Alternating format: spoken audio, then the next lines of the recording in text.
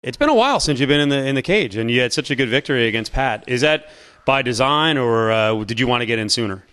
I'd like to have been in sooner, but the guys at the UFC told me next available slot would be 102.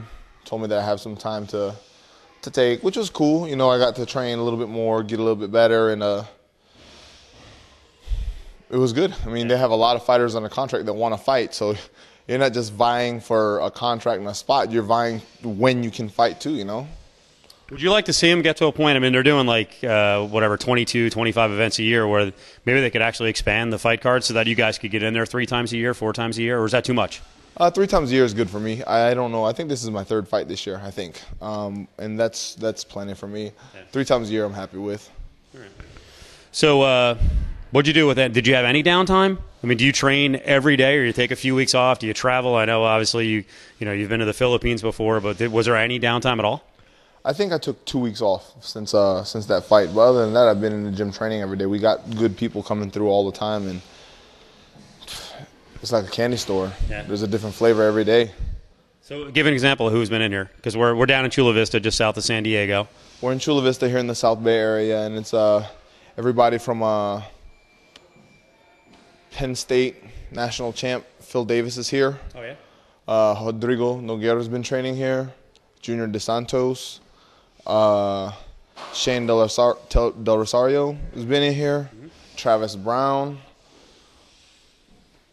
And you pretty much stay here? Do you go up to LA at all? Do you go train anywhere else? I've been to a couple of different places, a couple of different times when I didn't have camp. All those guys, I told them right after this fight that I would go up to their schools and train with them as well. Yeah. Just because, if they come train with you, you got to return the favor. You got to it's give and take. You can't just keep taking. You're going to end up on your own. Right.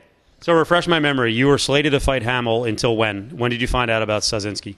I think 6 weeks.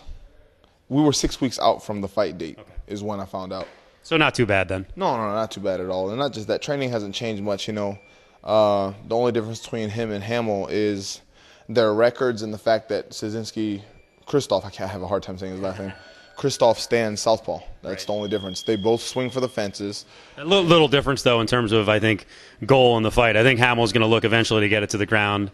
And Soszynski's probably a little more crisp as a striker, too. I think they're the same. Yeah? All right. Because Krzysztof's got great wrestling. He's strong. He trains with Dan Henderson, those guys at Team Quest. So his clinch is going to be good. Mm-hmm. He's probably more willing to trade than Matt Hamill would be. But their technique is about the same. It's not the cleanest technique in the world, but in the world of MMA, you don't need clean technique. You just need that one punch to land on the chin and put somebody out. And interesting, I don't even know if there's a strength difference. We hear all the time that Hamill's like this massive strength guy at 205, but Soszynski, every time I talk to him, he's talking about walking around at 235, 240, so he's no small guy. No, Soszynski's a big dude, man. He looks swole. Look at all his pictures, man, his videos. He's a big dude. Strength-wise, I think they're going to be the same. Everybody that's ever trained with Krzysztof says that he's strong. I trained with Krzysztof probably about 2 years ago.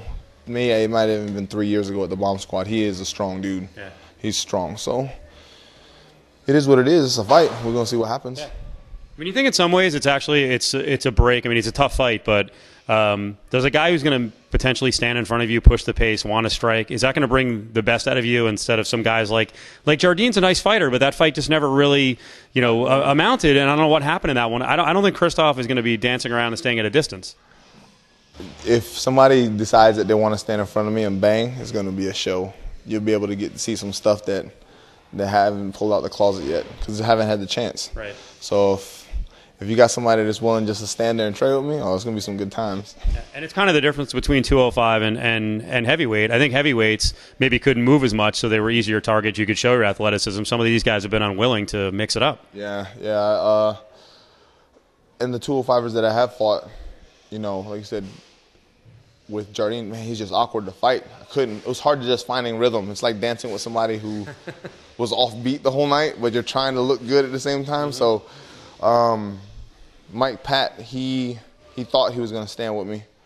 He was an amateur world kickboxing champion, so I guess I didn't even know that till I watched the telecast, till I watched it live. And he didn't look like it against you. He didn't. He threw up some pretty good head kicks, though. They were pretty fast, so I could see how he might have caught some people, but I was like, listen, son, if you're going to stand here, you got to have more than that. So Krzysztof has a lot more power,